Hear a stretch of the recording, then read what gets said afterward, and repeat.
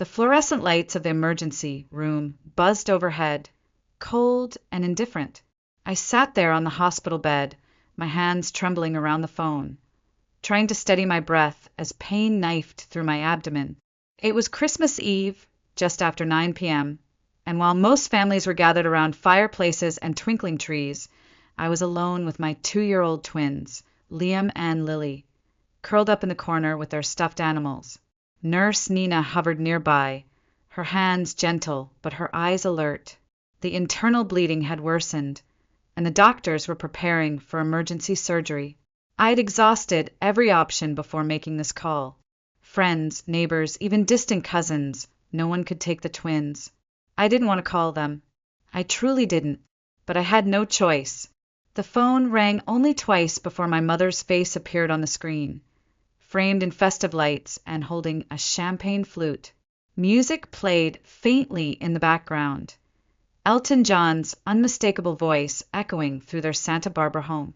"Don't you dare ask us to cancel our plans again," my mother snapped before I could even speak. "We've had these Elton John tickets for months." Her voice, sharp, defensive, unapologetic, cut through me more viciously than any scalpel ever could. Behind her, my father raised his eyebrows and gave a small shake of the head, already dismissing whatever I might say. My voice cracked as I tried to explain, I'm being taken into surgery. I need someone to watch the twins. Just for the night."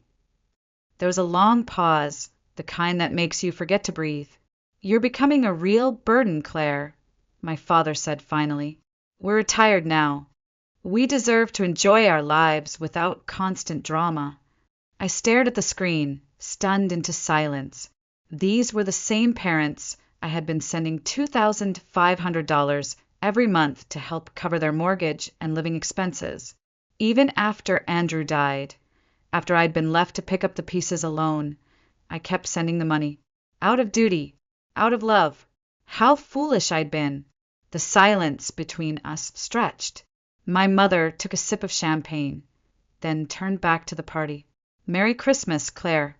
Try not to be so dramatic all the time." The call ended. My hands dropped to my lap, phone still clutched tight. A hot tear slid down my cheek, splashing onto the stiff white blanket. Liam stirred in the corner, murmuring something in his sleep. Lily clutched her stuffed giraffe and looked up at me with wide, unknowing eyes. "I'll call someone," Nurse Nina said softly, placing a warm hand on my shoulder. "My friend Grace is a nanny, used to work with trauma kids. She can be here within the hour." I nodded slowly, something breaking loose inside me. Not panic, not sadness. Something colder, sharper. "Yes," I whispered. "Please call her." And in that moment, surrounded by beeping monitors and betrayal that bled deeper than any wound, I made a decision. It was time to stop being their afterthought. As the footsteps of the surgical team echoed down the hall, I closed my eyes and tried to breathe past the searing pain in my side. But the pain in my body was nothing compared to what was unraveling inside me. Memories, jagged and unwanted, began to rise like floodwater, reminders of how long I'd been surviving without ever truly being seen. In my family, I had always been the background character, the dependable one, the one who never caused trouble. Meanwhile, my younger sister Rachel was the sun around which our parents orbited. The golden child. She could do no wrong, even when she did, especially when she did. If I got an A, Rachel's B was celebrated. When I graduated magna cum laude from Oregon State, they skipped the ceremony because Rachel had landed a role in a local commercial for dish soap. A 30-second spot. That was the weekend, they said I was too intense about accomplishments. When I married Andrew, they complained about the venue being too far from Santa Barbara, even though we offered to pay for their travel and hotel. "Couldn't you just do it here instead?" my mother had asked. Something simpler, more intimate. We held the wedding without them. When Liam and Lily were born, they visited once. Once. My mother said the babies were too fussy, and my father claimed his back couldn't handle the travel. But when Rachel got a new golden retriever, They drove 6 hours to help her puppy-proof her condo. I should have learned then, but I didn't, because I loved them, because I wanted them to love me back. So when they retired early and said they were struggling with the mortgage, I stepped in. Every month, without fail, I sent them money. I thought I was doing the right thing. I told myself I was being the bigger person. That maybe, just maybe, if I kept showing up for them, they'd finally show up for me. But they didn't, not even when Andrew died. The night he was killed by a drunk driver, I had to call Rachel to tell her because my parents were on a cruise and didn't answer. They didn't even come to the funeral. Said it was too last minute, and the rebooking fees were outrageous. And yet, I still kept sending the money. I increased it when inflation hit. I helped them through tax season. I paid for my mother's dental work last spring, all while working full-time as a graphic designer and raising 2 toddlers alone. Why? Because I thought that's what family did, that if I just kept giving, they'd eventually meet me halfway. But now, on Christmas Eve, as I faced the very real possibility of not waking up from surgery, and watched them prioritize Elton John over the lives of their only grandchildren, I finally saw the truth. They had never once chosen me, and I was done choosing them. Nurse Nina returned a few minutes later, her presence a small island of calm amid the chaos unraveling around me. "Grace is on her way," she said gently, checking the monitor beside my bed. She used to work in pediatric trauma at Harborview before switching to private care. "You'll like her." I nodded, not trusting myself to speak. My throat was raw, not from the pain, but from holding in years of words I'd never dared say. Words like, "I'm done. I deserve better. You don't get to hurt me anymore." I watched Liam shift under his blanket, his small thumb in his mouth. Lily had fallen asleep with her stuffed giraffe tucked under her arm. They were innocent, blameless, and completely dependent on me. That thought hit harder than any diagnosis. I had no time for regret. "Nina," I said hoarsely, "can you bring me my phone again?" She nodded and retrieved it from the tray beside me. My fingers shook, but I knew what I had to do. There was no hesitation now, only a clarity that cut through the fog like a scalpel. First, I opened my banking app. One by one, I canceled every automatic transfer I'd set up for my parents. Mortgage, utilities, a supplemental account my mother used for emergency spa days. All gone. Just like that, the monthly drain that had bled my finances dry was cauterized. Next, I opened my messages. I stared at the screen for a long moment before typing. I will no longer be providing financial support. My children and I deserve better than being your afterthoughts. Please do not contact me again. I hit send. There was no dramatic music. No thunderclap. Just the quiet hum of the monitors, the distant footsteps of staff moving through the hallway, and the faint breathing of my sleeping children. But inside me, something seismic had shifted. A door that had always been cracked open, just in case they changed, just in case they came around, finally slammed shut. And I wasn't sorry. Grace arrived 20 minutes later. She had soft eyes, steady hands, and a calm warmth that immediately drew the twins in. She knelt down on their level, spoke to them with gentleness, and within minutes, Liam had handed her his favorite truck while Lily showed her the giraffe. "You're safe now," she said to me quietly as she tucked a blanket around Lily. "I've got them. You just focus on healing." For the first time in what felt like years, I let someone else take the weight off my shoulders. I surrendered. As the nurses wheeled me toward surgery, the last thing I saw was Grace sitting on the floor with my children, reading them a picture book, and as the double doors closed behind me, I felt it, not fear, not despair. Freedom. The world returned to me in pieces, flashes of light, muffled voices, the antiseptic scent of recovery. I was groggy, barely tethered to consciousness, but I could feel the dull, persistent ache in my abdomen and the tight pressure of bandages across my waist. My throat was dry, like I'd swallowed sandpaper.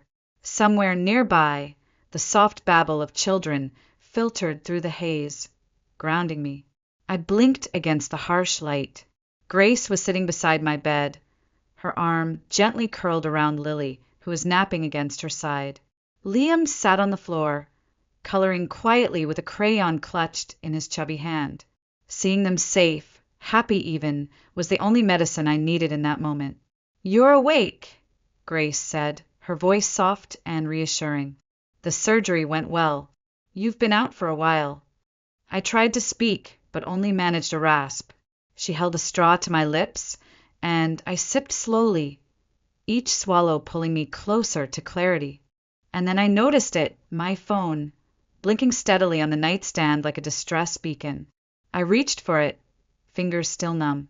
27 missed calls, 18 voicemails, 39 text messages. My heart clenched, a small flicker of irrational hope flaring up before I could stop it. Maybe they'd realized how serious this was. Maybe they'd finally cared. I opened the first message. "Your silence is extremely disrespectful, Claire. We needed to discuss January's transfer." Next, "This is unbelievable. You know we've planned this Napa trip for weeks." Then, "We had to dip into our savings because of your impulsive behavior. Very selfish. Not one. Asked how the surgery had gone. If I was alive. If the twins were okay. Nothing but rage over the money, the disruption to their vacation plans, and the sudden absence of my financial tether. And the voicemails? Worse. You think you're the only one going through hard times? We raised you, and this is the thanks we get? I'm warning you, Claire. If you don't fix this, there will be consequences." I dropped the phone into my lap, while rising in my throat. I wasn't sure if it was the medication, the pain, or just the pure weight of their words pressing down on me. I turned my face to the window, blinking hard. Then a new message appeared, this one from Rachel. "Claire, Mom and Dad just told me you were having some minor outpatient procedure. What's going on? They're freaking out about money and acting like you vanished. Are you okay?" A hollow laugh escaped me, more breath than sound. So they'd lied to her, too. Of course they had. Still groggy, I typed slowly, thumbs trembling. "Emergency surgery. Internal bleeding. Doctors said I might not survive. I begged them to come. They chose their concert." There was a pause, then her reply. "Oh my God. Claire, I had no idea. I would have taken the kids. I'm so sorry. I should have asked more questions. I just believed them." I stared at her words. For a long time, Rachel had been the mirror that reflected our parents' narrative. Polished, curated, false. But now, maybe for the first time, she was starting to see the cracks. Maybe I wasn't alone after all. It was 2 days after the surgery when Rachel showed up at the hospital. She looked pale, eyes ringed with fatigue, holding a container of homemade soup in one hand and a bouquet of sunflowers in the other. "I know you're probably not ready to see me," she said softly, standing awkwardly in the doorway. "But I wanted to. I needed to come." I didn't speak right away. I just watched her, unsure. This was the same sister who had grown up in the golden spotlight of our parents' love. The same sister who, whether she realized it or not, had benefited from my silence for decades. But something about her posture was different now. Smaller, humbled. She stepped inside, placed the soup on the table, and sat near the edge of the chair like she didn't deserve to take up space. "I'm sorry," she said, her voice cracking. "About everything. I believed them. I didn't even ask. I just thought you were being dramatic again." Her honesty stung, but it also rang true. I nodded. "They taught us that I was the difficult one." Rachel looked down, twisting a ring around her finger. "When you told me what really happened, I couldn't stop thinking about it. So I went to check on them, to see for myself." She exhaled shakily. "Claire, I think they're in trouble. Real trouble." I raised an eyebrow. "Trouble like what?" "They said they were worried about the mortgage, right?" She reached into her purse and pulled out a folder, sliding it across my lap. "Well, I found this in Mom's desk drawer. It's a loan agreement. From last year. taken out against the house to buy the boat. I froze. Wait, a second mortgage? Rachel nodded. And here's the kicker. They used you as a guarantor. What? My voice was barely a whisper. She pointed to the bottom of the page. Your name, your social security number, forged signature. My stomach churned. I flipped the page, my hands cold despite the fevered heat pulsing from the incision in my abdomen. It was there, clear as day. My name, my information. I had never seen this document in my life. I looked up at her, stunned. They stole my identity. Rachel hesitated. Technically, yes. Or they assumed you'd never notice. They figured as long as the payments kept coming, no one would ever ask questions. A strange calm settled over me, like ice forming over a fire that had raged too long. It wasn't just betrayal anymore. It was fraud. How much? I asked quietly. 128,000, she whispered, plus interest. I let the number settle in the air like ash. That boat, the one they'd always insisted was a modest reward for a life of sacrifice, had been funded with stolen credit and borrowed time. And they had bet it all on me, never finding out. I had thought cutting them off financially was a boundary, but now it was self-defense. They showed up unannounced 3 days after I got home from the hospital. I was still moving slowly, each step a careful negotiation with the pain that lingered beneath my stitches. Grace had just left with the twins, taking them to the park for a few hours so I could rest. The apartment was quiet, sun filtering through the blinds, when I heard the knock. Not tentative, not gentle, insistent. I froze. Part of me already knew who it was. I peeked through the peephole and felt my pulse spike. My parents. My mother stood clutching her designer tote, a too bright shade of lipstick smudged across her mouth. My father beside her, arms crossed, jaw tight, that familiar expression of controlled annoyance etched into every line of his face. They looked exactly the same, but something in me had changed. I cracked the door just enough to be heard. What do you want? My mother stepped forward, her smile too wide. Claire, darling, we've been so worried. You haven't answered our calls.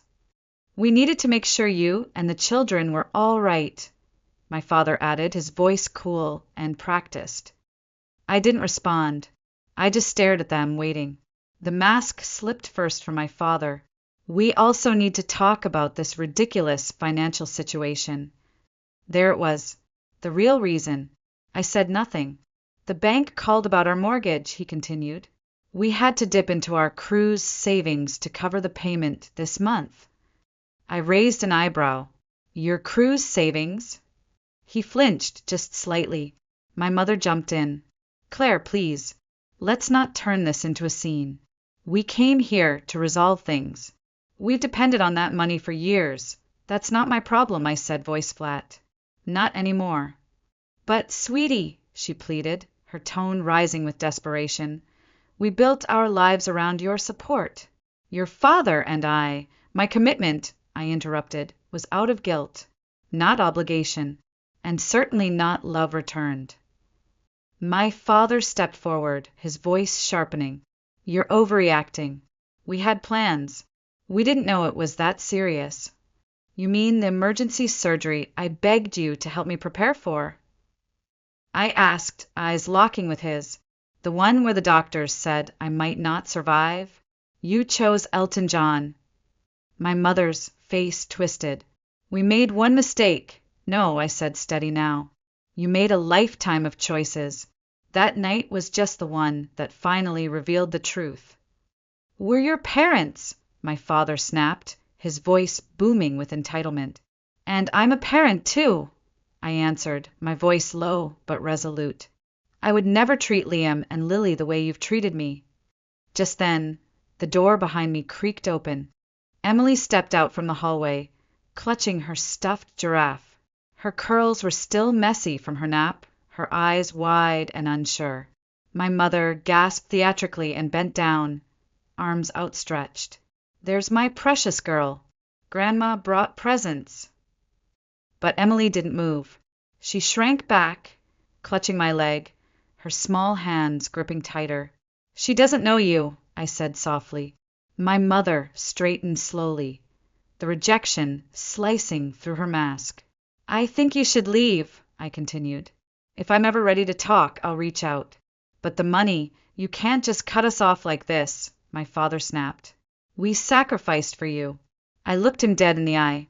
You didn't sacrifice. You collected. And now the account is closed.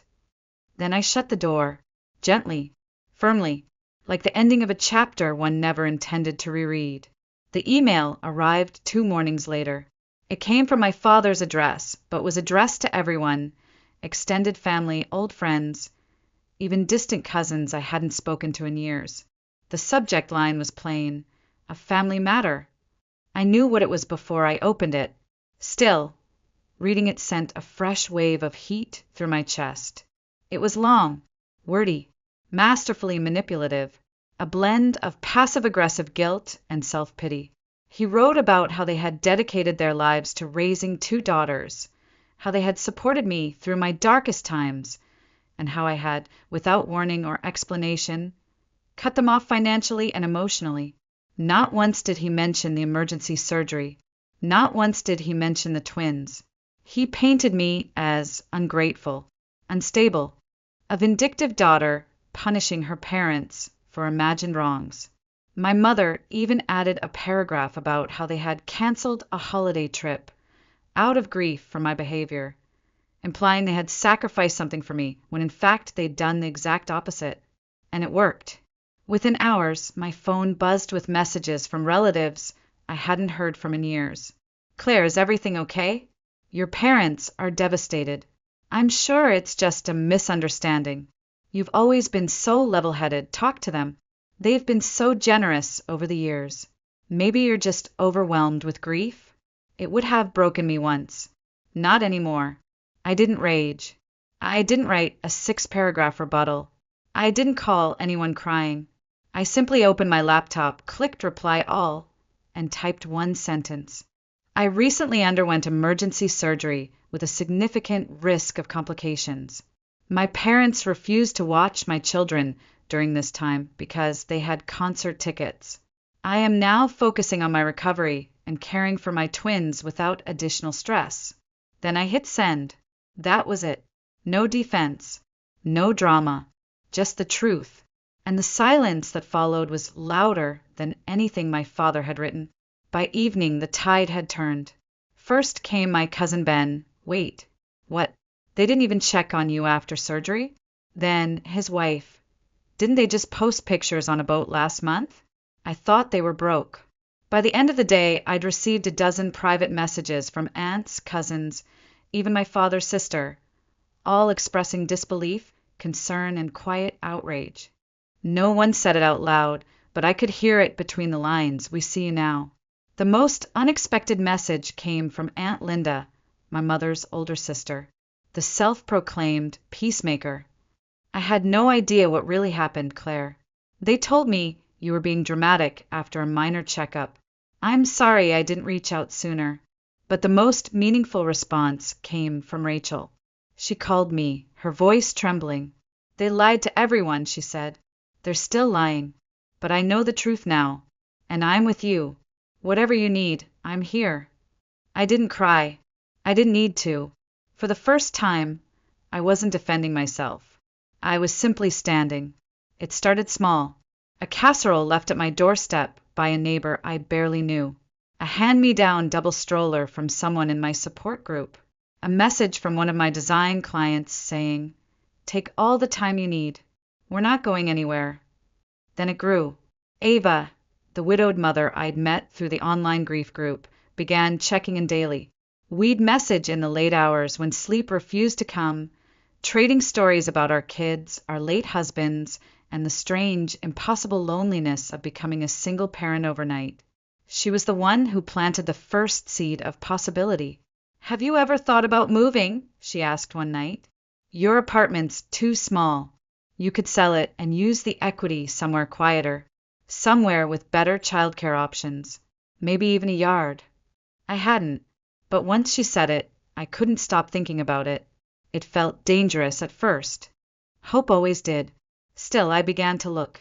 Just a little. One listing here, one budget calculator there. Then Ava, who worked in real estate, sent me a link to a modest 3-bedroom cottage in a quiet suburb outside Tacoma. It had peeling paint and an outdated kitchen, but the yard was fenced and the neighborhood had a preschool with a trauma-informed teaching team. And the mortgage? Lower than my rent had ever been. I called the bank the next day. Within a month, I had a new address and a new beginning. I moved in with Liam and Lily on a rainy Friday morning. Grace helped carry boxes. Rachel showed up with groceries and toddler snacks. Ava brought a bouquet of wildflowers and her little boy, who immediately bonded with Liam over trucks and dandelions. My old life, cramped, exhausted, borrowed, was gone. In its place was something different, something mine.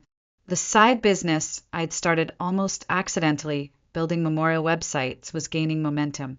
A few of the women from my grief group had commissioned me to make pages for their spouses. Then their friends reached out. Then strangers. It wasn't glamorous, but it mattered. It let me use my skills to create something meaningful. 3 days a week, Grace still came by to help with the twins. I rearranged my client meetings around their nap schedules. We had backyard picnics on Sundays and dance parties in the living room. I let them finger paint on the walls of the nursery before I repainted them in soft lavender. And slowly, the air around me began to change. It wasn't just peace. It was absence, the absence of dread, of tension, of walking on eggshells with every phone call and holiday. For the first time, I could hear my own thoughts without the static of guilt. And in that silence, I realized something I'd never dared believe before. I was allowed to be happy, even if they never approved, even if they never came back. It was a Thursday afternoon when they came back. I was folding laundry in the living room, the twins napping peacefully in their new bedroom, the house filled with the comforting hum of nothingness. I almost didn't hear the knock, but when I opened the door, I knew. There they stood, my parents, once again on my doorstep. Except this time, there was no designer tote or champagne glow. My mother looked older, paler.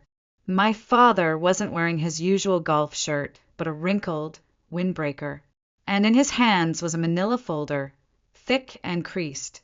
"Can we talk?" he said, voice quieter than I'd ever heard it. I hesitated. Then, slowly, I stepped aside.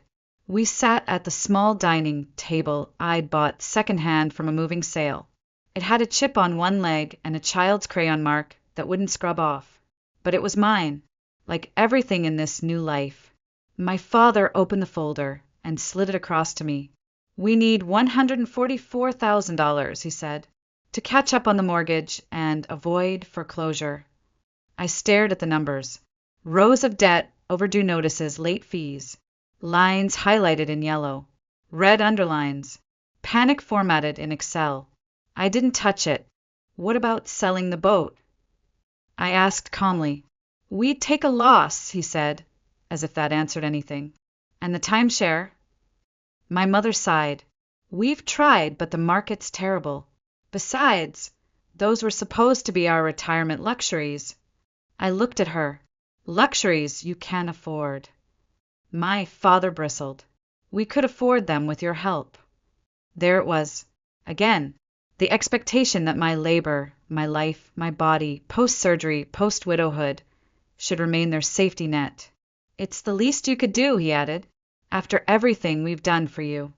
I tilted my head, studying him like a stranger. "What exactly," I asked softly, "have you done for me?" They didn't answer, and maybe that was the answer. Just then, the twins came padding into the room, sleepy and tousled, their little feet slapping against the floor. Liam held his favorite truck. Lily clutched her giraffe. They blinked up at my parents, confusion plain on their faces. "There are our precious babies," my mother cooed, standing to reach for them. But neither child moved. Lily stepped behind my chair. Liam looked down at his truck. "They don't know you," I said gently. "You've seen them 3 times in their lives. You chose not to be involved. My father's face hardened. That's not fair. We're busy people. Too busy to help during emergency surgery, I said. Too busy to be grandparents. But not too busy to ask for $144,000. My mother's lip trembled. I couldn't tell if it was grief or performance. If we don't get help, she whispered, we'll lose everything. I nodded slowly. I lost my husband. My voice didn't shake. My children lost their father. I had to sell my furniture, work through grief, have my insides stitched back together while learning how to breathe again. And we survived. I stood. You will too. They didn't fight. They just gathered the folder and left, the silence trailing behind them like the scent of something that had finally died. 3 months passed. The calls stopped. The emails faded.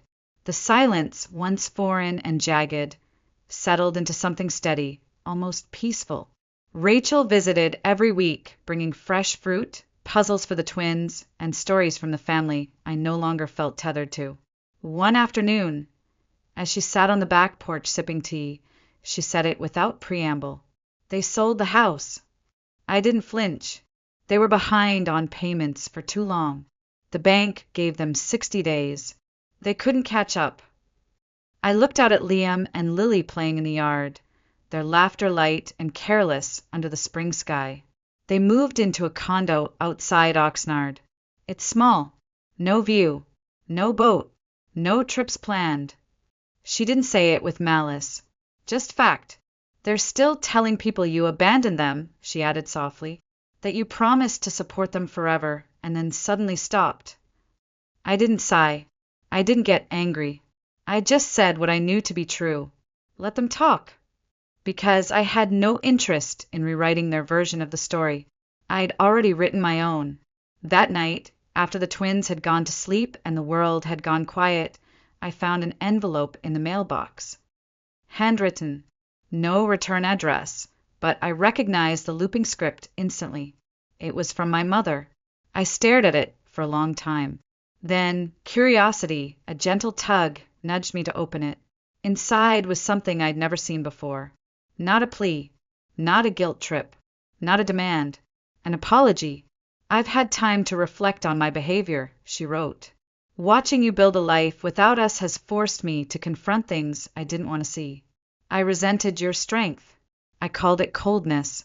I envied your independence and labeled it distance. I see now how we failed you. Not just once, but for years. When you needed us the most, we chose ourselves. And I will live with that. She didn't ask for money. She didn't even ask for forgiveness. She just asked that I read it. Rachel confirmed later that both our parents had started attending family therapy. That my father, after a mild heart scare, had begun taking things slower. He'd even taken a part-time job at a hardware store. They had sold the boat at a loss. Let go of the timeshare, adjusted their lifestyle to something more real. They're not perfect, she said, but I think they're finally starting to see themselves. I didn't respond right away. I wasn't ready, but I held the letter in my hands for a long time, longer than I expected, not because I needed their apology to heal, but because I finally didn't. Healing hadn't come from their remorse. It came from my refusal to keep bleeding just to keep them comfortable. 1 year after the surgery, I agreed to meet them at a quiet cafe on neutral ground. I arrived early, not out of nervousness, but out of habit. I ordered tea and brought no expectations. They walked in together, and they looked smaller than I remembered. Not just older, but quieter, slower. Their clothes were simple, their movements careful. There was no perfume, no posture, no performance. We didn't embrace. We just sat. The silence was awkward, then fragile. Then my father did something I'd never seen him do in all my life. He cried.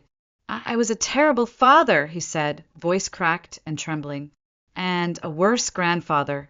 I don't expect you to forgive me. I just want you to know that I see it now. My mother reached out, not to touch me, but to gesture, slowly, toward my hands folded in my lap. We've spent months unlearning everything we thought we knew, she said. It's hard. It's slow. But we're doing it. I didn't promise anything. I didn't offer absolution. Instead, I pulled out my phone and showed them pictures. Liam finger painting on the back porch. Lily asleep with her giraffe. Our tiny garden blooming with sunflowers. Grace pushing the twins on a swing. A cake we baked together. A life we built from the ruins. They looked, and, for once, they didn't interrupt.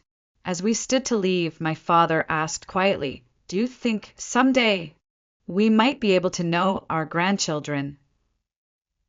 I didn't answer right away. I wanted the weight of my words to settle. "That depends on your actions," I said gently, "not your words." I paused.